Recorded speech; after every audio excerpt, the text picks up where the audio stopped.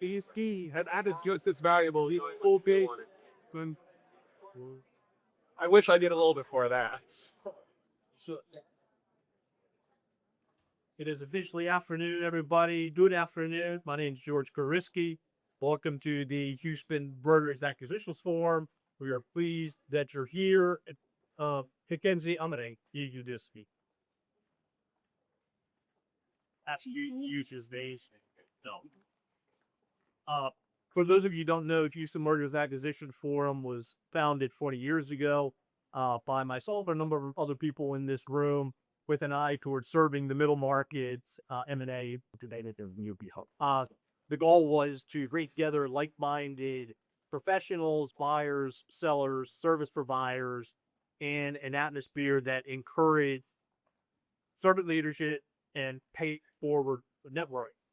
And this monthly meeting is part of that goal. We want everybody here to have the opportunity to meet everybody else here, make a connection, but not just a connection, develop a relationship. Okay. So our goal is to get together the people in this room who should meet other people in this room. This week, we're going to start by recognizing first-time visitors to M&A Forum. If you have the blue badge, stand up, please. Yeah. Raise it up. Raise it up. Thank you for being here. We're very pleased. Folks who have been here before, keep an eye on the new folks. Reach out for the new folks. That's part of our mantra, is to reach out to the folks who are here for the first time, make them welcome. Right, once is an anomaly, twice coincidence, three times a pattern. Okay, the pattern is when you need to become a member. Okay, this room is full. When this room is full, we cut off attendance for all of our events. There's 100 odd seats in this room that the fire marshal allows us to. That's all we're going to have. So new folks, again, welcome. Look forward to meeting those few of you that I don't know. Board members, other longtime members, please reach out to the new members. Anybody who is a new member, please stand up right quick. Okay, Joe Nade are very great. Welcome. Some folks who have participated for a long time, Joe and I have known each other for longer than either of us care to remember. Very pleased to see you. It's good to see you both. Meeting task code. Oi. Got to say, pro folks on Zoom, but it's in that one, the rule. Well, while they're taking care of the technical part, which I had absolutely no cars, servant leadership, pay forward networking, hallmarks of M&A Forum. That contributes to part of our vision. We're on a short fuse today, so I'm going to talk even faster than I usually do. Let's slide, please. Recording in progress. Here is our president, Fetcher Lawler. Give a wave. While we're doing that, M&A Forum board members, stand or give a wave, please. Board members. Okay. Thank you for your service. Good to see you, service. If you got questions, ask these folks. They're the folks that make M&A Forum running. Okay. Fantastic board. Extremely hardworking. Keep everybody in their place. Here are pictures of the board for those relatively few who are not here. Next, please. Sponsorship is a big part of what keeps organizations like this alive and vibrant. I want to personally thank all of the sponsors. My law firm is the legacy sponsor from day one. A lot of really fine firms that have contributed the treasure part of my account and treasure to this organization. So we thank each of you in turn. Next, please. And we have a new, is it gold sponsor? Is that right? Gold sponsor. So as is our ilk, we're going to invite our new gold sponsor up for a moment and give them opportunity to speak. Mr. Way, right? I've had we would for Rispy censored it to the last name. Thanks. Well, the rest. It is way. It's not we. So we're real excited to be a sponsor. I've been a member for quite a while. This is a great group. networkers. I've made some great contacts here. Those of you who are visiting for the first time, I would highly recommend joining. It makes some great contacts, and we pretty much sell up a lunch every time now. So I work with Eller Commercial Insurance and Risk Management. So we work with companies both pre-acquisition and post-acquisition.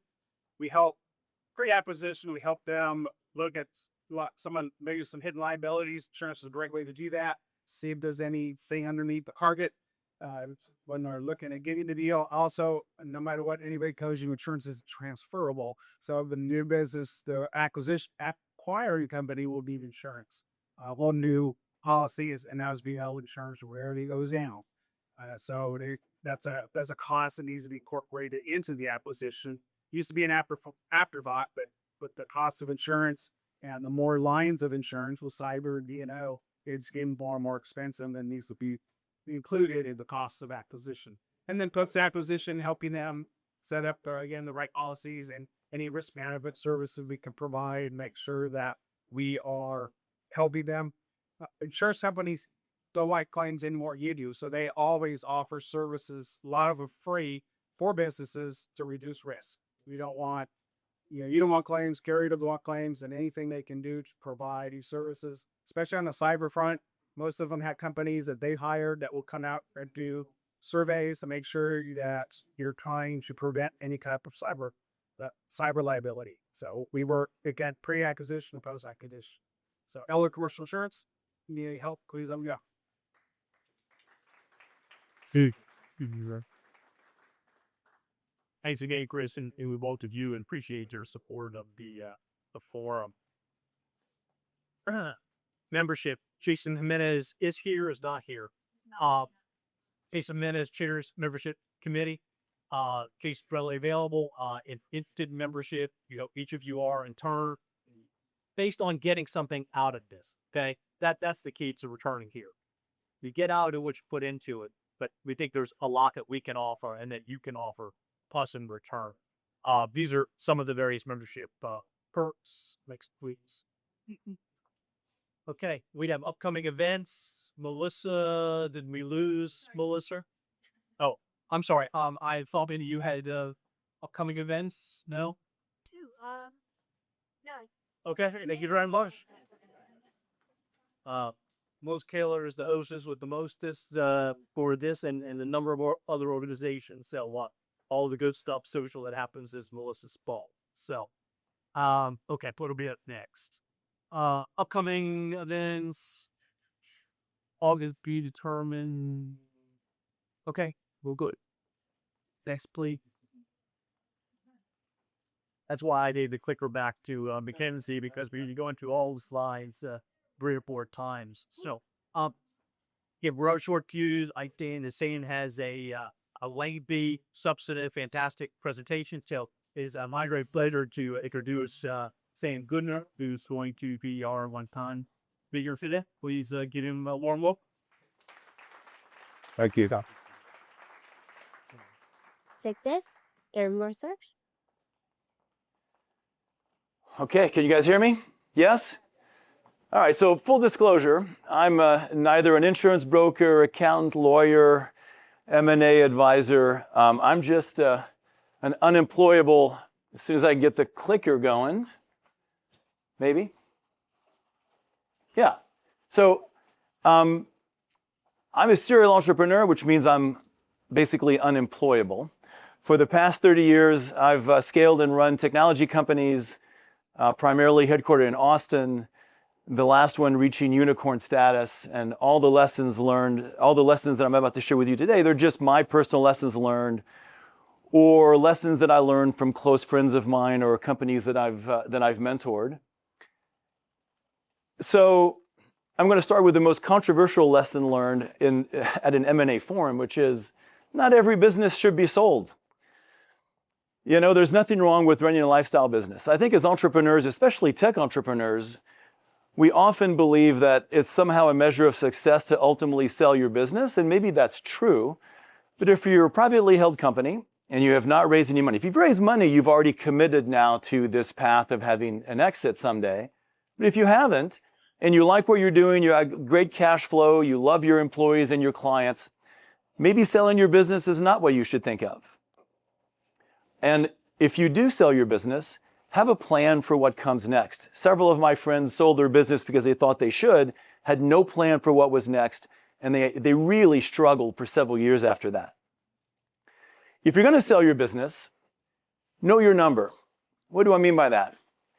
Know your after taxes number that you and your spouse it would be enough for you and your spouse to consider selling your business. By the way, that represents your share of the business and after taxes. And that number is different for everyone.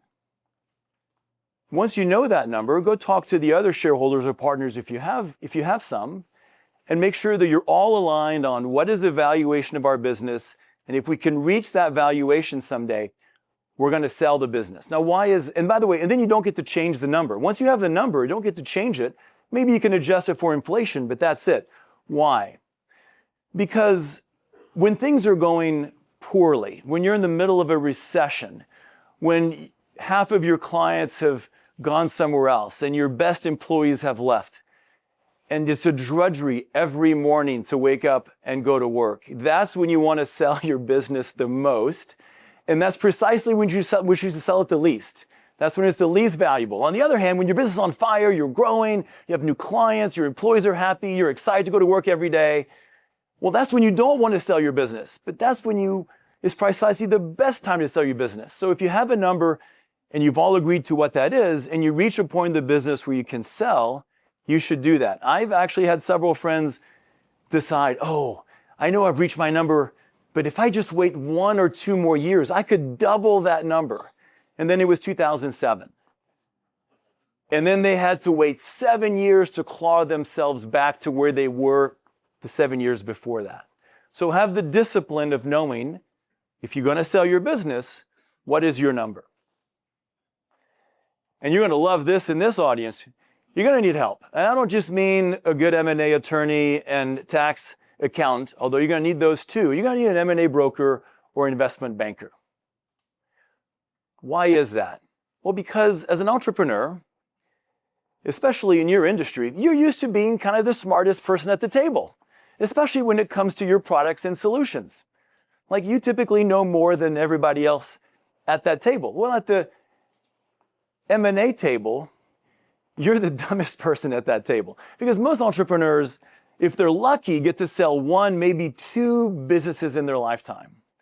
And so you're outmatched when sitting across from you is the head of M&A of that big company, and this is just one of many transactions they're doing that month or that quarter. And so an M&A advisor or investment banker, there's a lot of reasons why you want to use it. Number one, they're going to run a process. They're going to know what this process looks like. They're going to run through a process, and they definitely know more about it than you do.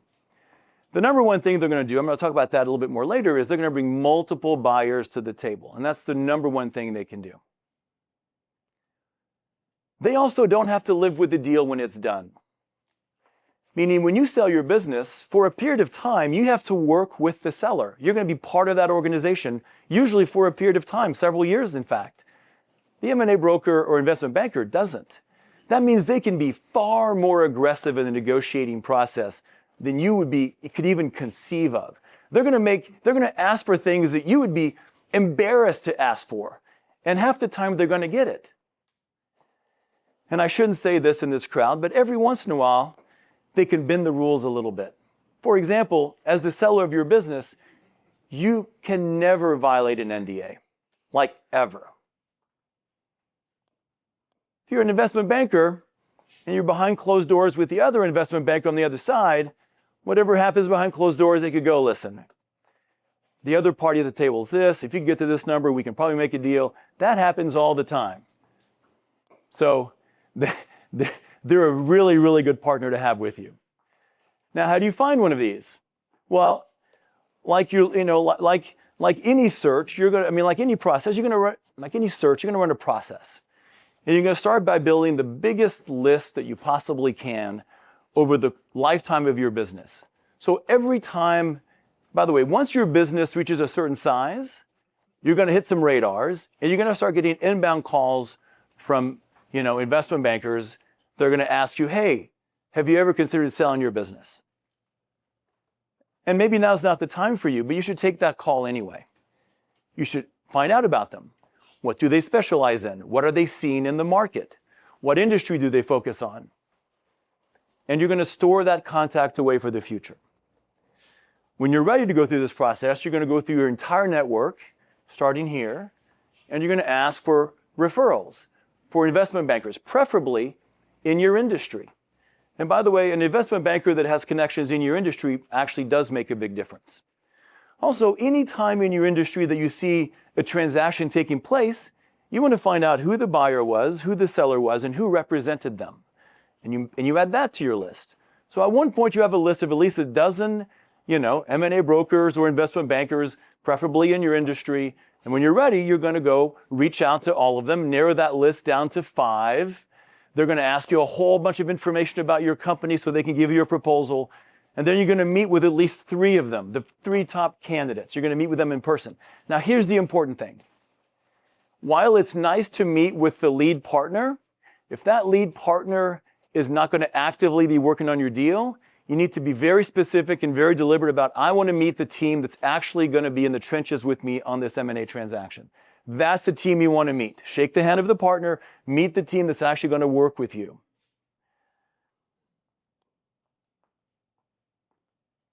So, and then they're going to give you a proposal. And what I would like you to remember about that is, and everything is negotiable. They're going to tell you their fees are not negotiable, their contract terms are not negotiable, but of course they are. Like any negotiation, everything is negotiable. So negotiate a good deal for both sides and move forward. I actually like to lean on, and by the way, they're not free, right? They're going to charge you a retainer, travel expenses, a hefty success fee. I like to err on the side of having it escalate up the success fee above a certain number. I want their interests completely aligned with mine. So I'm going to pay a higher percentage success fee if it's above my number, and a higher one above my number plus 20%, et cetera. I want them to be really motivated to give me the best deal that they can. Now, unless you're one, this is often a presentation I give in Austin where we have a lot of tech companies. Unless you're one of the lucky few, your valuation is going to be a multiple of EBITDA. I know we all dream of building this company where our valuation is a multiple of revenue, even maybe pre-profit. Isn't that great? And yes, there are certainly many companies that get bought and sold on a multiple of revenue basis. But if you look at all the numbers across all industries, most companies are bought and sold on a multiple of EBITDA. So managing that EBITDA really matters. So my first company, Catapult Systems, we were a privately held company. I had 2 other minority partners. We were focused on growth primarily. As long as we made money, I really wasn't paying attention to the EBITDA number. But as I got closer to wanting to sell the business, suddenly that number started to matter a lot more. And so the last 3 years before selling the business, we really focused on growing that EBITDA number, which really made a difference. So unless you're one of the lucky few, your valuation is going to be a multiple of EBITDA. And on the revenue side, not all revenue is created equal. So the first thing is you want revenue, hopefully, that's growing. Right, so a $20 million business has been $20 million, that same business has been at $20 million for the past 3 years, is not worth as much as a $20 million business in the same industry that's grown 50% for the past 2 years in a row. Right, the growing business is going to be valued higher than a business that's been flat for the past X number of years. And then the more predictable the revenue, the higher the valuation. Right, the ultimate predictable revenue in tech is a subscription model or a software as a service model where these are annual self-renewing contracts. Those, but there's other ways you can achieve, right? The more a buyer can look at your financials and have a sense of, and they can continue repeating this revenue going forward, that's going to increase your valuation. So in my first business, Catapult Systems, we were an IT consulting firm. And for the first 10 years, we were just 100% project-based, which meant every 3 to 6 months, I had to go and sell a whole new backlog of work, which is basically the definition of not predictable revenue. It wasn't until a decade in that we finally cracked the nut and figure out a managed services part of our business where we had annual contracts with our customers that automatically renewed. And that's the closest thing that we could get to this kind of recurring, predictable revenue model. And a buyer will literally take both. If you have both, they will look at your financials and they will value both of these sets of revenues differently from one another. But the more your revenues can be growing and the more predictable they are, it'll fetch a better valuation. Whenever I sit down with a young entrepreneur that I'm mentoring, or if I'm considering investing in their business, I always ask them the same question up front. So tell me what you're best in the world at. And they kind of look at me a little confused, like, best in the world? That's a really high bar. Tell me how you're different than everyone else in your industry. How do you stand out from all of your competitors? Better yet, do you have an unfair advantage in your space? Companies that can articulate this in a sentence or less, where a buyer can absolutely, with great clarity, understand exactly what you do and how you're different than everyone else in your industry, that is going to fetch a valuation premium. And on top of that, what they don't want to see, they want to know that you're good, that you're the best at something, rather than being average at everything. If you do a little bit of this and a little bit of that, right? If you have a convoluted business model, that's hard for them to see how that's going to fit into their business. But if you do this one thing super duper well, better than everybody else in your market space, right? When I say best in the world, I mean best in your market. Then they're going to know exactly whether that's going to fit into the organization or not and where. So be unique, be different, and you need a way to articulate that in one sentence. This is advanced M&A engineering right here, and it doesn't work for every company. But if you have started a company from the ground up with a specific intention to sell that business someday, and you come out of a specific industry, and you have a really solid idea of who might buy your company at some point down the road. Better yet, you know exactly the 1 to 3 companies who are the likely candidates who are going to buy your business one day. This is a huge opportunity for you because you can study those companies and you can completely realign your business to solve a specific problem that they have, something that they're missing, whether it's in their product suite or their solutions that they offer. And if you are that company that are capable of providing something really unique, difficult for them to do on their own,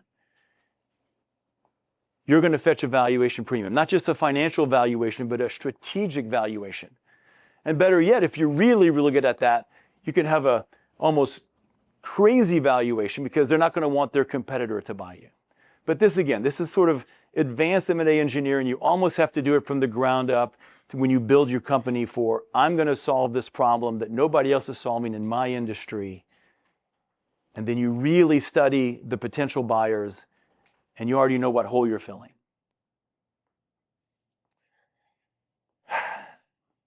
If you are so integral to running your business that essentially it doesn't run without you, this creates risk for the buyer. And so, by the way, when you start your business, of course, by definition, the business is not going to run without you. But the more you can focus on having a company that does not run without you, it's going to de-risk the acquisition for the buyer, and you're going to fetch a higher valuation. Now, how do you do this? Well, this is where you have to hire and build a really strong executive team and have a very clear organizational structure and decentralized decision making. And then the hard part is you have to actually step out of their kitchen and let them run the business without you. And this is hard to do when you're the founder of the business because you're intimately familiar with every nook and cranny of your business, and your team likes to come to you to make decisions because as entrepreneurs, we're really good at making decisions. You have to force yourself to build the team, make sure they have clear swim lanes, and then you have to get out of the way. And then even harder for most entrepreneurs is you're going to have to actually step out of some of those key customer and key vendor relationships you've built over all of those years. And I know you love your customers, and you should, and your partnerships, you should as well. But if you're the main point of contact for those customers, the buyer's going to know that, and they're going to tie you down with a really onerous earnout and contractual language, and you're going to get to stay there for years and years and years. So, for example, when I sold Catapult Systems, it was 20 years after founding it. I got an all-cash deal, no earnout, and I retired 3 months later. So you want to be in a position where the company runs without you.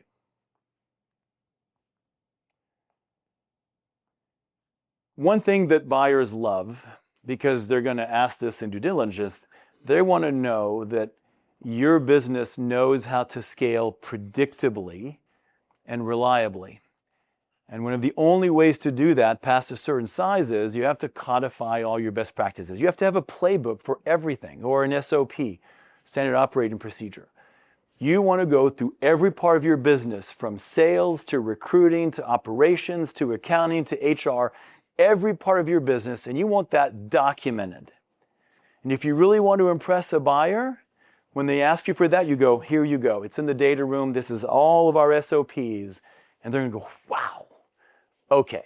I can see you guys are not a mom and pop operation, and this thing can run without you, can scale without the individual heroics of certain employees that have all this knowledge in their head.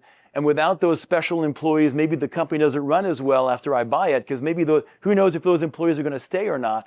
But if you've built all of these, if you've codified your best practices and built all of these playbooks, then a buyer is going to know, wow, okay, this business has real sustainable legs and can run on its own. This one's obvious, right? If you're overly dependent on just a few key clients, that presents a risk to the buyer. All right, so if any one client represents more than 25 or 30% of your business, that's a risk. Now, I understand that sometimes that's inevitable. Maybe you're the key supplier to, this huge oil and gas company, and that's the very reason why this buyer wants to buy your business. That's an exception. For the most part, though, the more diversified your client base is, the more that de-risks the acquisition for the buyer. So we had a very simple rule at Catapult Systems. No one customer can ever represent more than 5% of our revenue, ever. Very, very diversified revenue base. Now this is the single best way to maximize your valuation is to have more than one buyer at the table. I'm going to repeat that one more time. The best way to maximize your valuation in an M&A transaction is to have more than one buyer at the table. And that is one of the main jobs of an investment banker or M&A broker that you're working with. They're going to bring multiple parties to the table. You want an auction. You want multiple companies bidding against one another, hopefully irrationally so. On the buy side, I bought 10 companies over my lifetime. I would love it when I was the only buyer at the table. Love, love, love it. Oh, you mean I'm the only buyer at the table? This is great. I have fantastic negotiating power and pricing advantage. When you have multiple buyers at the table, you as the seller now have that negotiating advantage and that pricing power. So Sam, what if I'm approached out of the blue by a company that wants to buy my business, and the number they're floating by me is my number that you talked about at the very beginning? What if that is the case? Well, then you have a choice to make. You have one of two decisions. One, I'm just going to go through an M&A process with this one potential buyer, but the number better be really, really good because you have very little negotiating power. So if the number is just ridiculously good and it's way above your number you had set with your spouse, years ago, then do it. But if you want to maximize the outcome, period, end of story, if you want to maximize the outcome, you're going to then go through an accelerated M&A process with an M&A broker who's going to bring other potential buyers to the table. And if the initial buyer tells you, well, I'm not interested in that, then they probably weren't the right partner. But it is a choice. You can go down option 1 or 2. If you go down option number 2, you're going to get a better outcome. Boy, we often get seduced by, so congratulations, you've found an M&A broker, you've gone through a process, you have multiple buyers at the table, and you have multiple offers by multiple buyers. Well, don't just go for the highest valuation number, because that'd be very misleading.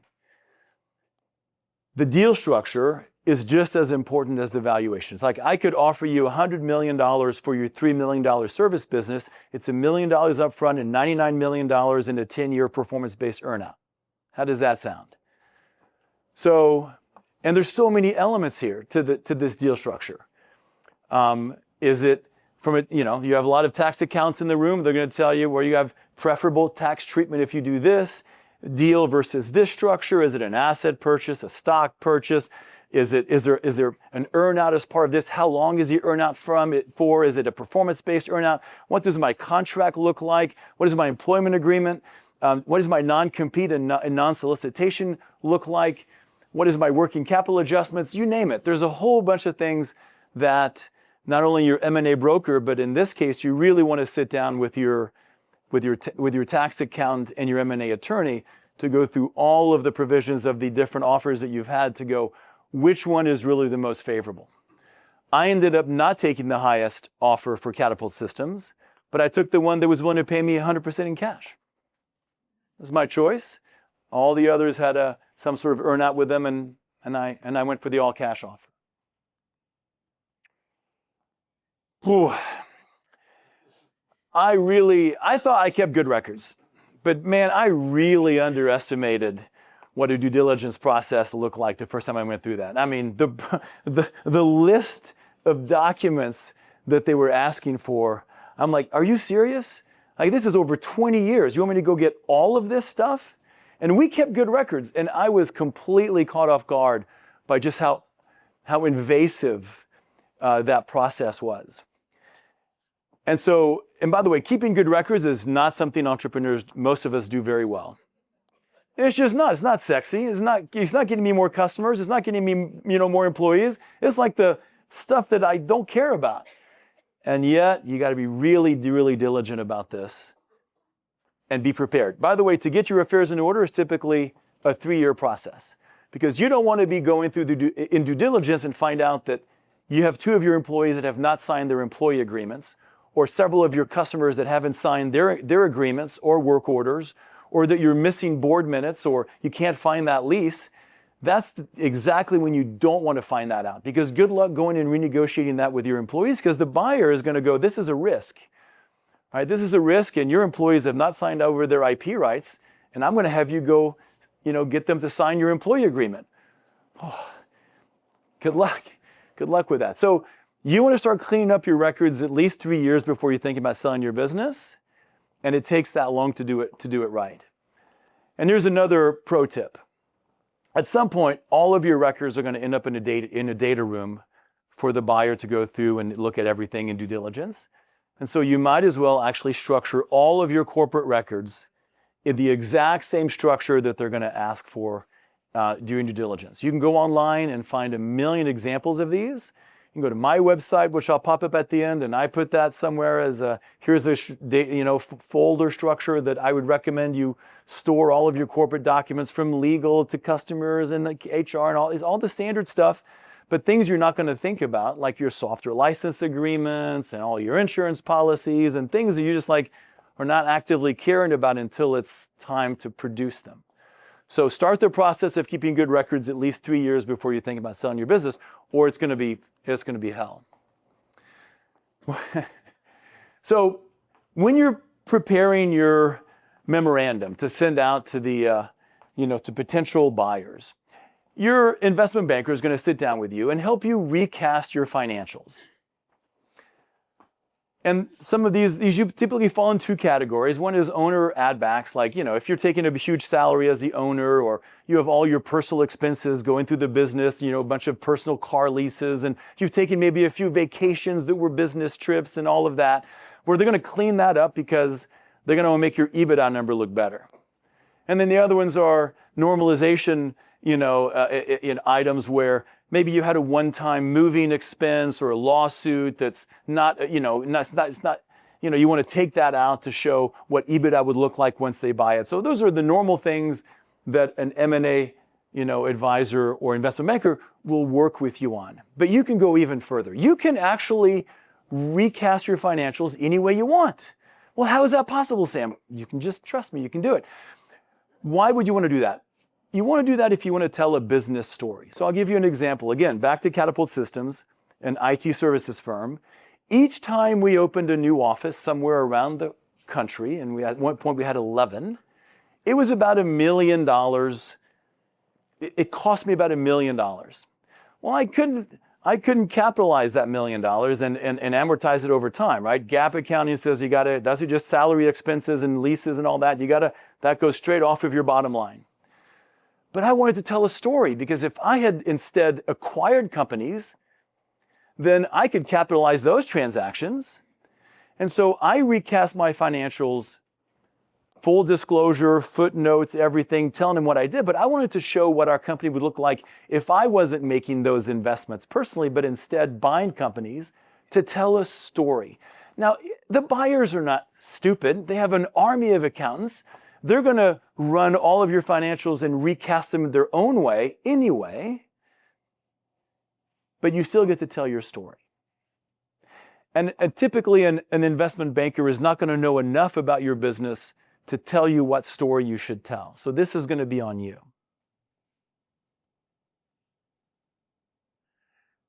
This one you've never heard of. Any investment banker will tell you it is the custom that the buyer draft the purchase agreement. It's always been done that way. It cannot be done any other way. That's certainly what I thought. And then a good friend of mine sold his business, and what he did was, along with the memorandum and all that, they sent their draft of the purchase agreement with instructions on, if you'd like to bid on our company, please return the red line of the purchase agreement with your LOI. The M&A broker said, that can't be done. Every single one of the potential buyers, they complained at first, like, ah, and then they all returned the red line of the agreement. So when I sold my business a few years later, I did the exact same thing. 100% of the companies that I sent it to returned it begrudgingly with their red line. Now, is that the end of the red line? No, of course not. You're going to go through many more iterations of your purchase agreement, due diligence. There's going to be a lot more horse trading back and forth, obviously. But it's an opportunity for, again, I'm not an attorney, but even I know that whoever drafts the first version of the agreement has an advantage. You can correct me here if I'm saying something wrong here, all the attorneys in the room. But I'm a big believer in, if you draft the first version, you have an advantage. And you get to anchor your position. And if there's any really big gotchas, you get to surface those up front. So again, this is cutting edge stuff. Every investment banker is going to tell you it can't be done. And yet I've seen it now done successfully many times. Nothing will kill your deal faster or derail your business faster than if you start having the rumor mill both inside your company and within your industry that you're in the middle of an acquisition process. That's the last thing you want. It's going to kill productivity. You're going to have people start asking lots of questions. Some people might resign. Your competitors, if they find out about it, they're going to use that in every sales call that they have. You know that so-and-so's up for sale. You don't know who's going to buy them. You better go with us. You have got to lock this thing down and keep it quiet. And I mean like top secret clearance quiet. You get to tell your executive team, your accounting team has to know, there's no choice, and your EA. And they have to be sworn as secrets. You get them a room, you have them raise their right hand, put the left hand on the Bible, and this cannot leave this room. All of your meetings with potential buyers, none of them should be in your offices. None of them. Those typically you're going to have at your lawyer's office. They have really nice conference rooms, better than yours anyway. That's why you pay them the big bucks. So have all of your meetings there. If the potential buyer or buyers, they want to tour your facility, they get to come over the weekend. Because nothing will arouse suspicion faster than a bunch of people in suits walking through your office, during the week. So I'm serious, you have to keep this quiet. When I've seen companies not do this, it has all but derailed the deals. You got to keep it quiet. And this is so hard.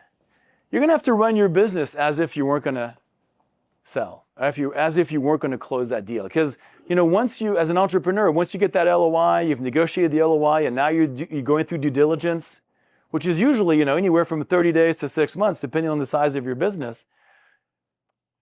It's so tempting to start spending that money that's on the LOI at the bottom of the LOI. Like if you start thinking about, I've always wanted to take that trip with my family, or now's the time to go buy that boat or that lake house. And you take your eye off the ball, and now you get so committed to the outcome because you're now emotionally committed. You have to be willing to negotiate as if you were willing to walk away from the deal, because you need to be able to walk away from the deal if it's not a good deal at the end of the day, right? If you're so pot committed emotionally that you can't walk away from the deal, you're in a very bad negotiating position. The second reason is, during this this 1 to 6 month due diligence process, the buyer is looking very carefully at your business. And they want to make sure that you're still growing the way you said you were going to grow, and that your clients are still happy, and if you take your eye off the ball and you start hiccuping a bit in your business, they're going to notice, and you're going to get a haircut. By the way, haircut means a valuation reduction. So you got to keep your eye on the ball. You got to run your business as if the business wasn't going to sell. And during this due diligence phase, again, 1 to 6 months typically, I want you to create a happy news, I call it the happy news gravy trail. What is that? So before the LOI is signed, all the potential buyers, they're super in a hurry to get the deal done. They respond to every one of your phone calls and text messages and emails like instantaneously. They want to push. They're fast. They move as fast as possible. Then as soon as the LOI is signed, they want to slow things down a bit. Because now, right, you've signed an exclusivity period. Now you have a desire. You have typically the LOI will outline an end to the exclusivity period and a desired close date. But the experts in the room will tell you, oftentimes that gets pushed back because you don't have the documents, or they're looking for something more, and they'll extend it an extra month here, an extra month there. And they want to see how you're performing in your business. So what you want to do is you want to create a sense of urgency with them. And you do that with this happy news trail. What do I mean by that? Well, you kind of pool a whole bunch of good news, good stories. And once a week, you just conveniently release that to your buyer. Like you closed this new deal, you won this industry award, you hired that key player, you renewed that contract, you got this press coverage, you name it. And if you have a lot of this good news at once, you keep it, you hold it back and release it one a week. And so you're creating this illusion of momentum with the buyer, to where after a couple of months, they're like, well, we better hurry up and close this deal because they're on fire. Like, I can't believe their KPIs and how they're growing, and they keep growing this business. So you literally create this illusion of momentum with the buyer to create this sense of urgency. I didn't know what this meant.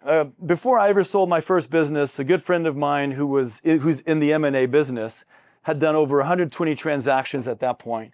And I forget what we were talking about, but he said, Sam, every M&A deal dies 3 times. I didn't know what he meant. I thought maybe it was a metaphor for, M&A transactions are hard, negotiating the purchase agreement's difficult, and it's going to be, contentious. Like, I thought it was a metaphor. No. It's not a metaphor. Every deal that I've ever seen at one point is going to die. I remember 3 distinct times I went back to my Catapult executive team and I said, listen, we've reached an impasse with the public company we were selling the business to. We've reached an impasse. the deal's dead. And then magically, somehow, we were able to find common ground and compromise and move the deal forward. By the way, this is where an M&A broker can really come in handy and really be helpful. Again, to go behind closed doors and find a way to get that deal moving forward. But as entrepreneurs, we're so emotionally invested in this that every little bump in the road feels like, a mountain, because we're so invested. Again, this is where your M&A advisor, they're not as emotionally invested as you are in the deal. So they can have much cooler head and be much more rational about it and go, and your lawyer and your, as well, can go, there's a way to get through this. It's not as bad as you think it is. But every deal that I've seen at one point has died 3 times. Wow, I'm impressed I got through that fast. So this is it. If you want to scan that QR code, you have this presentation online. I've added a link to every page. There's a link to a 5-minute video that explains what I just did in probably better detail than I just did, as fast as I did. But if you want to download it with the links to all the videos, that's the QR code. Do I have time for some Q&A? Absolutely. We're going to ping pong back and forth from one side of the room to another. And so thank you very much. Personally, I just want to highlight one thing. I'm fortunate that I have 3 or 4 deals going on with people in this room. I totally ascribe to your theory about draft the documents. And I say, my firm does buy side and sales side. We want to control the first draft of the documents. So I think that's very sound advice. And I think that's very astute to send it out with the LOI. So just great tip. So that's like to hear for we folks who have another comment. Okay, George. Excellent presentation, Sam. Thank you. Thank you, Jen. Share with us your biggest fails, mistakes, and lessons learned, and what you would do differently given the same scenarios today. Yeah, one of them was around record keeping. Again, I thought we were good at it, and really was unprepared for the level of diligence. Like the standard Excel spreadsheet that I would send out as the buyer when I did those 10 transactions had 275 items on there. That's not individual documents. That's just category of documents. Like one of those items was all of your customer contracts, all of your employee agreements. That's 2 items. There's 275 of those. So you got to be prepared in advance for what that's going to really look like, so that you don't delay unnecessarily that due diligence process, because you want that thing to close really quickly. So that probably my biggest failure initially was I wasn't ready for that. Would you now share a fail that you haven't told us about? Maybe an emotional, a poor decision, culture related.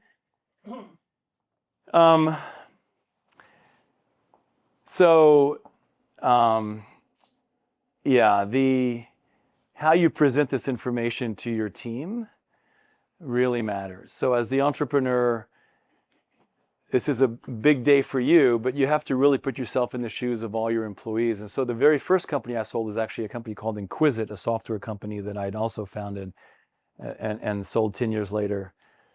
And I so botched the communication of that with the team. Like I was just not prepared. I was unprepared. I didn't lay out carefully what it meant for them and the great opportunity ahead of them and all that.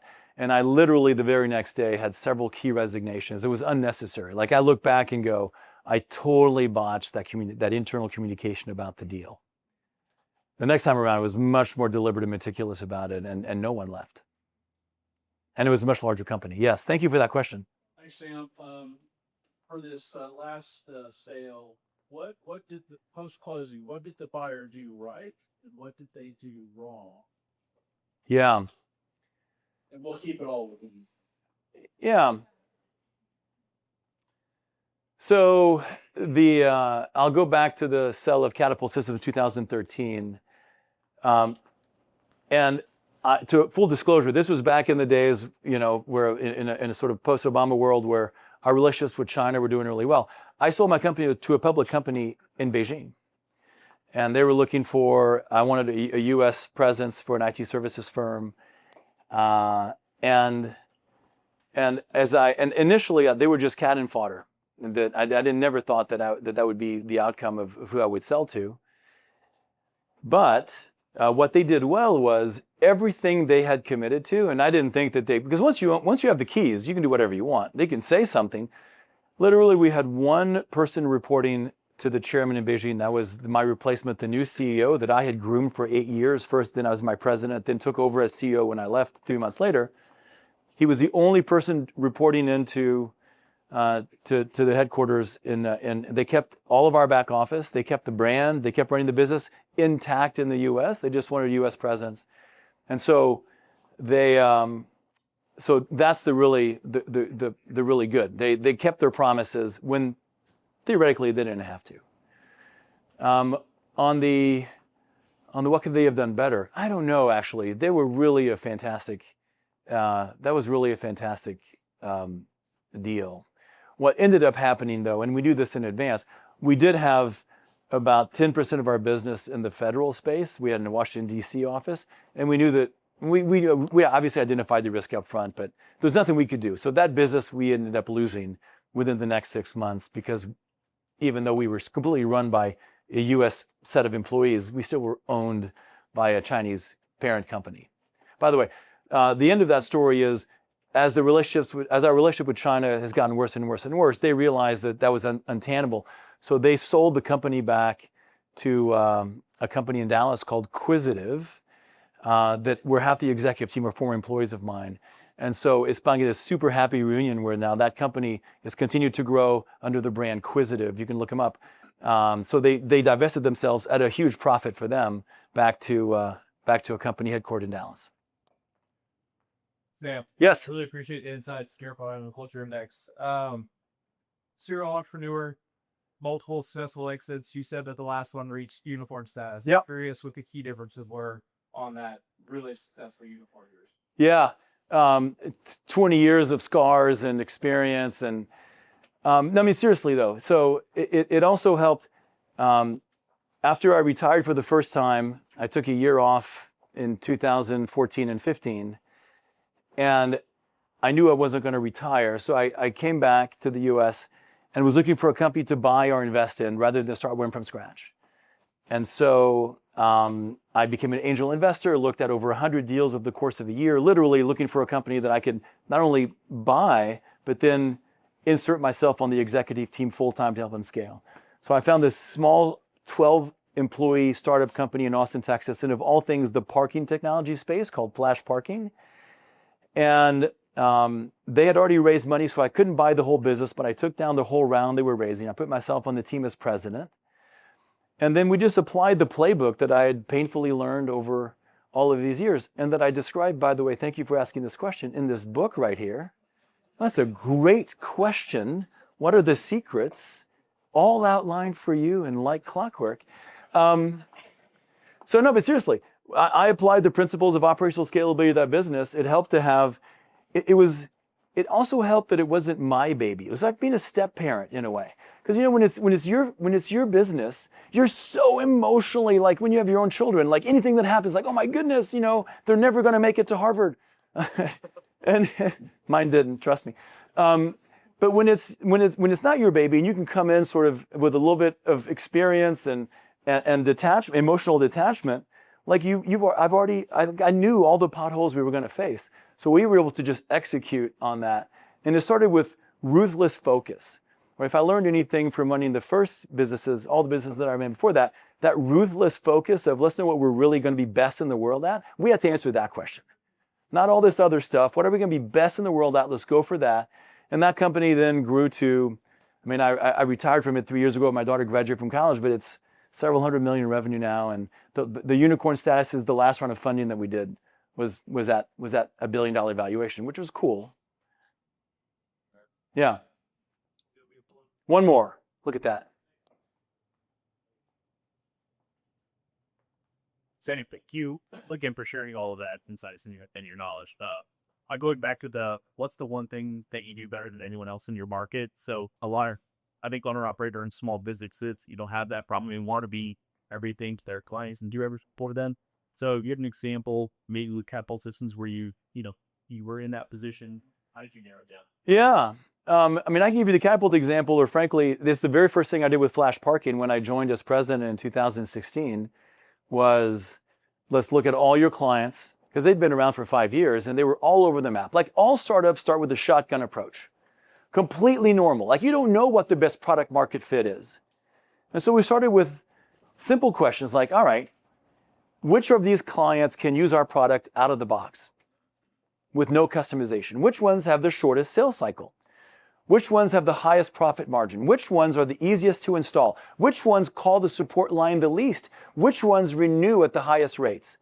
Let's zero in on those. And then the discipline is you got to say no to everything else. So as an example, we were in the parking technology space. One of the big buyers of parking technologies are airports. And I'm like, listen, everything's a custom job at an airport. And we're going to say no to any opportunity that comes our way. And the salespeople were like, are you kidding me? We can't say no. I'm like, trust me, like we're going to say no until one day they're willing to take our thing out of the box. And we're going to focus on this right here, center of the target. And when we did that, we went from 3 million to 30 million in 2 years. And then to 100 million in 3 more years after that.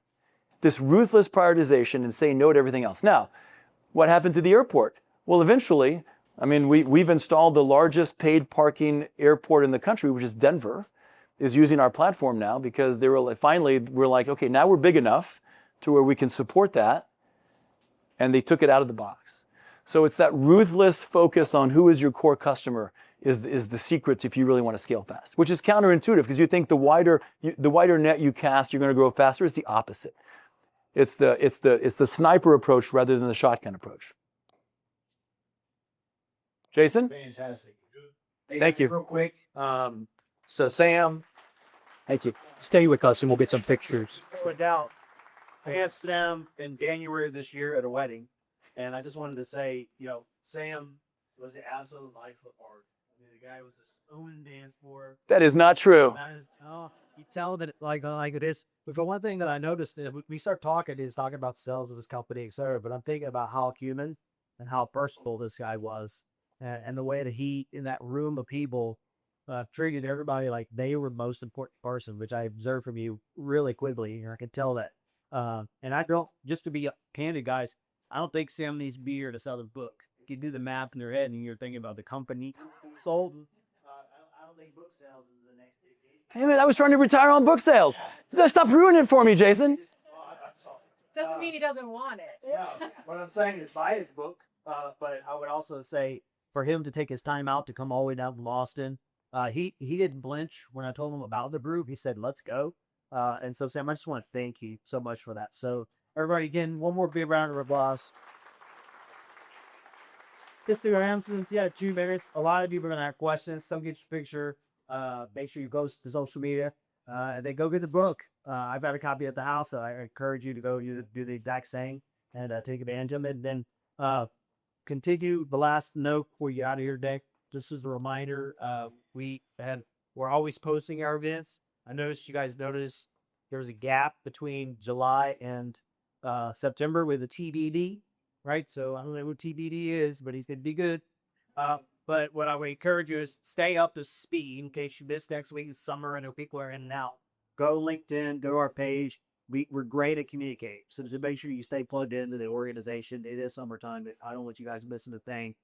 So it's real simple these days. Hop on your phone, use it. You can find us pretty easily. So you guys have a great one. We appreciate you. Thank you. Me happily for there, but I'm saying that we encourage that. Let me get a pic. Let me take my mic off.